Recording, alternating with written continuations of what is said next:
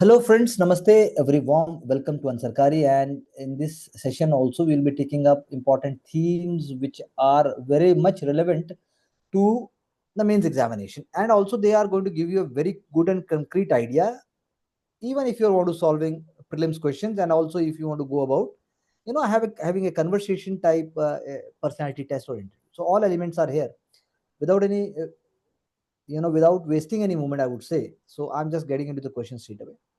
Discuss the growth of revolutionary terrorism. So today's time, the question will not be coming as terrorism, because these were the times when these words were reflected the socialist or communist mindset. Now today, the term terrorism cannot ever come up in the mains examination with respect to revolutionary activities. They are not supposed to be terrorism, because terrorism is always against people, against government, against masses.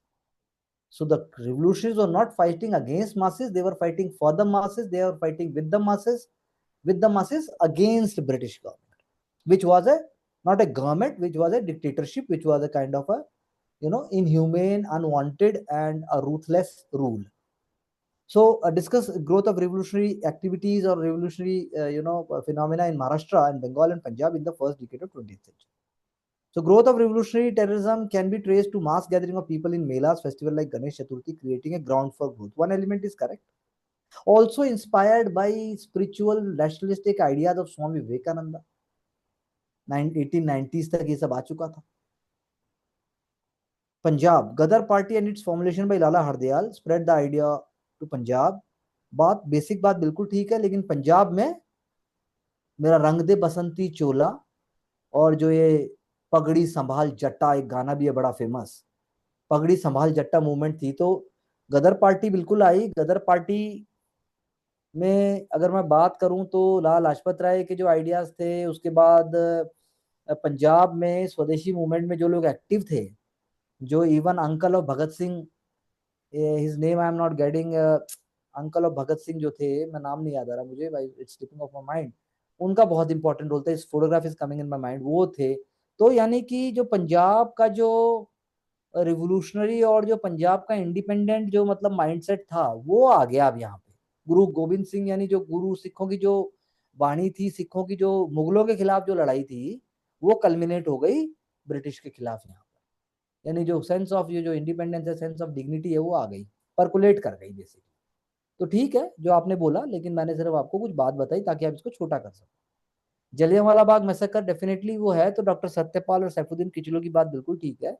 Punjab में आप जैसे करतार सिंह सराभा, जो भगत सिंह जिनको अपना गुरु मानते थे, और उसके बाद जो हिंद सभा बनाई गई, जो आपने गदर मूवमेंट कही ना, ये हिंद एसोसिएशन जो बनाई गई थी पैसिफिक, मतलब coast of North America, Vancouver Canada में जो, और यूएस में जो बात थी, उसकी बात है.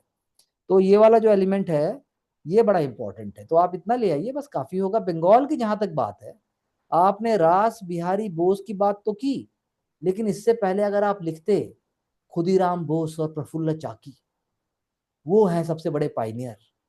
उससे पहले फिर वही बात, बंगाल में जो रिवोल्यूशनरी आइडियाज हैं, वो आपके बक्सर और प्लासी के बाद, जब बंगाल में जब 1857 रिवोल्ट भी होता है, तो बंगाल तो मतलब पूरी तरह से कंट्रोल में था. उसके बाद भी जब बंगाल में लिटरेसी है, बंगाल में मॉडर्न आइडियाज भी हैं, तब साइड में पैरेलली व्यायामशाला, लिटरेसी ग्रुप्स, न्यूज़पेपर, ये सारी चीजें एक पैरेलल रिवोल्यूशनरी माइंडसेट को क्रिएट कर रही हैं, जिसमें बिपिन चंद्र पाल जैसे महान लीडर का भी रोल होगा आगे जाके. ठीक है. तो चिटगांग आर्मी रेड बिल्कुल सही कहा, लेकिन उसके आप लीडर का नाम लाइए, मास्टर दा. और ये कह रहा है फर्स्ट डिकेड में चिटगांग आर्मी रेड नहीं आएगी, वो थर्ड डिकेड में आ जाएगी.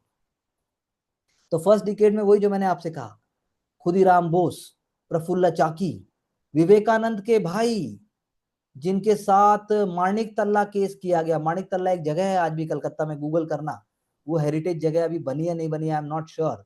माणिक तल्ला एक अलीपुर कॉन्स्पिरेसी केस था कि बम बनाने की जगह थी वो. वहीं से अरविंदो घोष, युगांतर न्यूज़पेपर चलाने वाले बड़े बड़े क्रांतिकारी, और स्वामी विवेकानंद के ब्रदर, जैसे नरेंद्र नाथ थे, ये उनका नाम again I am very sorry to confuse. तो वो भी, उन सबको पकड़ा था ब्रिटिश ने.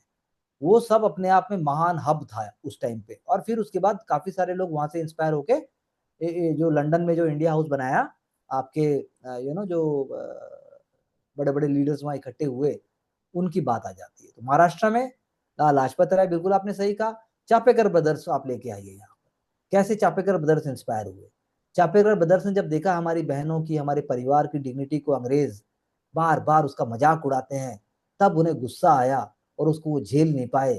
तब उन्होंने लेफ्टिनेंट रैंड और आईएनएस की हत्या कर दी कि आप हमारा मजाक नहीं उड़ा सकते, हमारी डिग्निटी के साथ नहीं खेल सकते, हम भी इंसान हैं, हम जानवर नहीं हैं। प्लेग जब फैला तो प्लेग की आड़ में जब सुअरों की तरह भारतीयों को अंग्रेजों ने ट्रीट किया, तब जाकर राष्ट्रवादी भावना ने उसको दबाने की, मतलब उससे लड़ने की कोशिश की। तो यहाँ पर आप नाम लेके आओगे बंगाल, महाराष्ट्र में वीर सावरकर को रेफर करने वाले बाल गंगाधर तिलक ही थे। चापेकर ब्रदर्स हो गए। फिर उसके बाद आपने पहले पढ़ा था हमने एक नाम, जो आत्माराम पांडुरंग खड़कर, यानी वो प्रार्थना समाज वाले जो उधर के थे, तो वो उनके आइडियाज आ रहे हैं। फिर वो लोकहितवादी थे ना, लोकहितवादी अगर आपको याद है टाइटल था, लोकहितवादी उनका नाम आएगा। और फादर ऑफ मराठा जर्नलिज्म बाल शास्त्री जांभेकर। बस ये लोग लोग नहीं है, ये अपने आप में विशाल इंस्टीट्यूशंस थे, तो इंस्पायर करेंगे ये, बस हो गया। तो जरूरी नहीं है कि आप सिर्फ उनका नाम लाएं जो रिवोल्यूशनरीज थे। अगर आप ये भी ट्रेस कर पाते हो कि उनकी इंस्पिरेशन क्या थी और वो कहते, तो नंबर आएंगे। तो दोनों बातें आप कर सकते हैं। Trace the growth of and development of university education till 1990। तो अब आपने फॉर्मल डिबेट की बात की, ग्रोथ ऑफ यूनिवर्सिटी एजुकेशन ठीक है, एंग्लिसिस्ट वर्सेस ओनली एंग्लिसिस्ट बताया आपने। डाउनवर्ड फिल्ट्रेशन थ्योरी बिल्कुल सही बात है, Lord Macaulay, Lord William, orientalist में mother tongue, William Jones, Warren Hastings नहीं आएंगे, विलियम जोन्स आ गए। विलियम जोन्स की जगह आप जेम्स प्रिंसेप लिखिए। विलियम जोन्स और वॉरेन हेस्टिंग्स तो इससे पिछली सदी के हैं, चाहते थे वो यही, लेकिन विलियम जोन्स और वॉरेन हेस्टिंग्स की भाषा को बोलने वाले यहाँ पे जेम्स प्रिंसेप है, जिन्होंने ब्राह्मी और खरोष्टी दोनों की पहचान की थी। तो अच्छी कोशिश की। Wood dispatch, Macaulay, university education आप ले आए, Bombay, Calcutta and Madras. Charter act of 1813, देखो अब यूनिवर्सिटियां बनी बाद में, 1857 के बाद बन रही है, और चार्टर एक्ट 1813 1 लाख रुपए तब रख रहा है। तो आप उसके बाद आगे लाइए। उसके बाद आपने जैसे बोला मोहम्मदन एंग्लो ओरिएंटल कॉलेज, आपने बोला हिंदू कॉलेज भी बोला, तो आप बोलिए कि इनके रूट्स, इनके जो दोनों आपने एग्जाम्पल दिए, इनके रूट हमें दिखाई दिए। इलाहाबाद यूनिवर्सिटी बनी, पंजाब यूनिवर्सिटी बनी, ये सब भी तो बने फिर 1870s, 1880s, 1890 तक, 1890s तक बने। 1920 में बनी है आपकी जामिया मिलिया इस्लामिया, और अलीगढ़ मुस्लिम यूनिवर्सिटी भी बाद में बनी है। तो आ गया बस वहां तक आपका। तो ये आप लिख सकते हो कि रूट थे, ये जड़ें थी, हिंदू कॉलेज कॉलेज नहीं, यूनिवर्सिटी का सोल था, बस तब आंसर आपका सही हो जाएगा। और साथ में लिख दीजिए वही सार्जेंट कमीशन। और हाँ, लॉर्ड कर्जन ने किस तरह से यूनिवर्सिटीज को ब्यूरोक्रेटाइजेशन करने की कोशिश की, जब उन्होंने Raleigh commission, if I am not wrong, 1903 में उसकी स्थापना की, और सारी की सारी पावर्स ले ली यूनिवर्सिटीज की, और उसको फंडिंग भी उसकी जो है उन्होंने एक तरीके से कंट्रोल करने की कोशिश की। ऑटोनॉमी जो यूनिवर्सिटीज की थी, कर्जन ने उसको रोकने की पूरी कोशिश की, क्योंकि उसे पता था यूथ ही सबसे बड़ा हथियार है। बस काम हो गया, चलिए आगे। Doctor Bhimrao Ambedkar versatile career, various phases. Born in Maharashtra, are you sure he was born in Maharashtra? We please cross check, I think he was born in Mhow. तो मऊ कहाँ, महाराष्ट्र में तो है। नहीं। Mhow is a cantonment, Madhya Pradesh. Please cross check, I may be wrong, but you also please cross check. He went on to become lawyer after pursuing higher education from United States. United States की UK. US है sir. Are you sure? हाँ जी। He submitted his thesis, The Problem of Rupee, in UK or in US? So university वो of Columbia गए थे वो, लेकिन please cross check कीजिएगा। ही contributed to Mahar सत्याग्रह। लेकिन यहाँ पर एक बात आपको लानी थी, आप कहते कि पहले फेज था बाबा साहब भीमराव अंबेडकर का, कैसे उन्होंने कास्ट बैरियर को तोड़ के उन्होंने पहले एकेडमिक एक्सीलेंस को पाया। सबसे पहले ये पहला फेज है, फेज पूछ रहा है ना ये।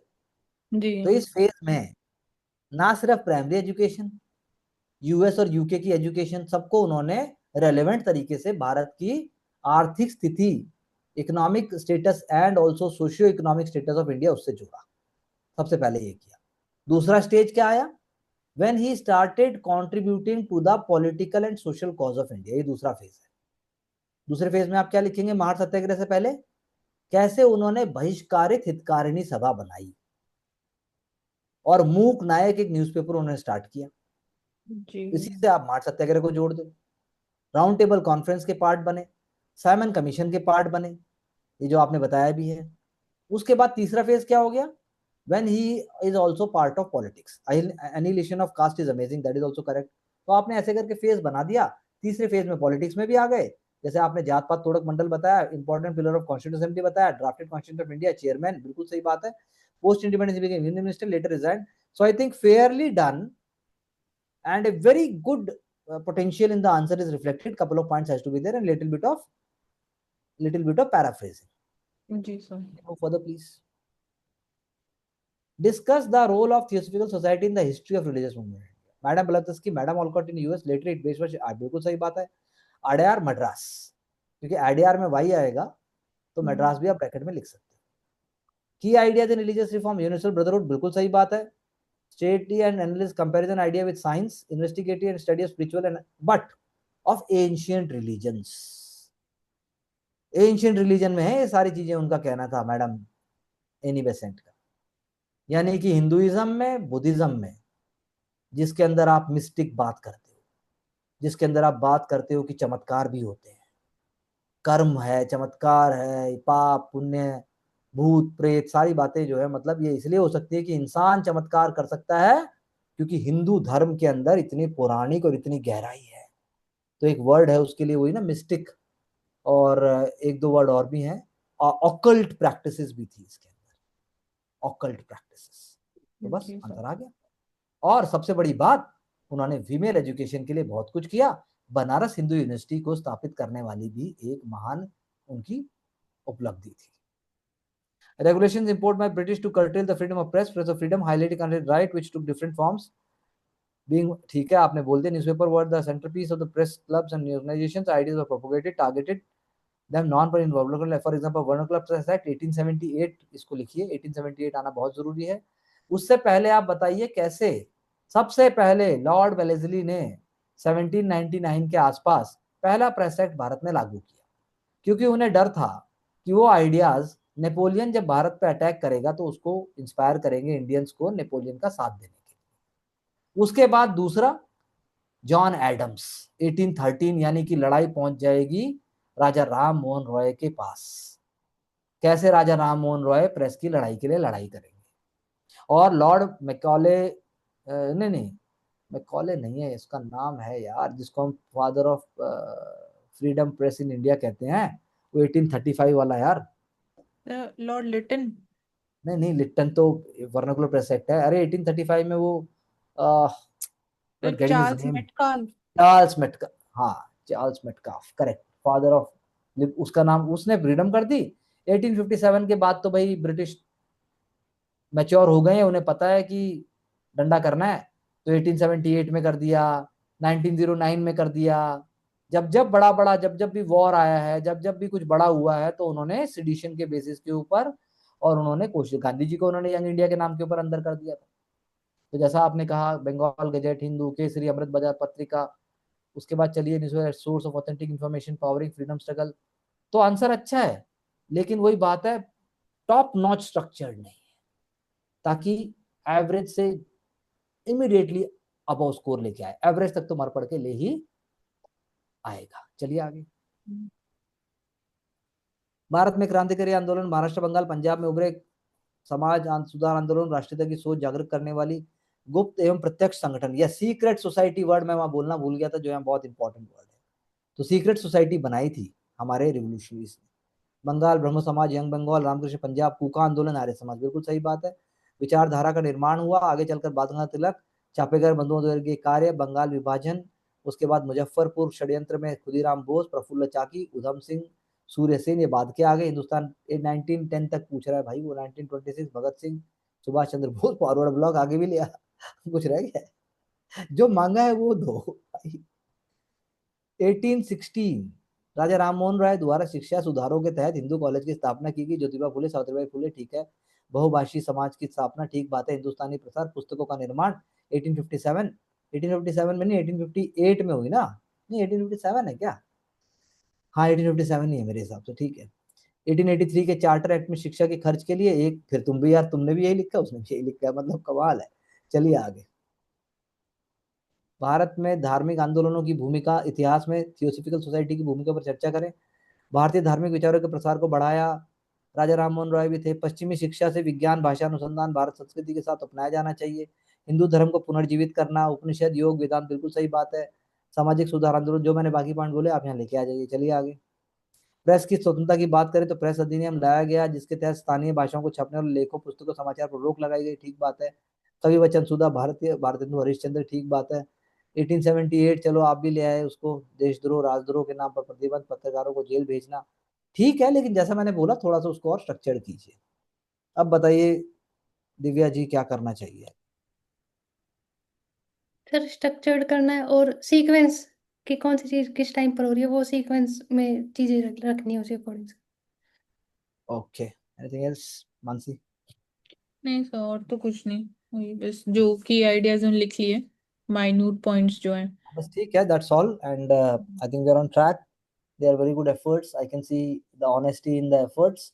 So definitely there will be less drudgery work for you whenever we are moving forward. Whether you're writing it again or not, it is automatically make your back straight whenever we are getting an opportunity to write again. So this is for हाँ जी। everyone. There is no shortcut to anything. Everyone has their own way, own life, own happiness. But I think honesty, empathy, and sensitivity plays a very important role. And these are not mere words. So let's keep working smart, hard, consistently with efforts to get success with Ansarkari. Thank you very much.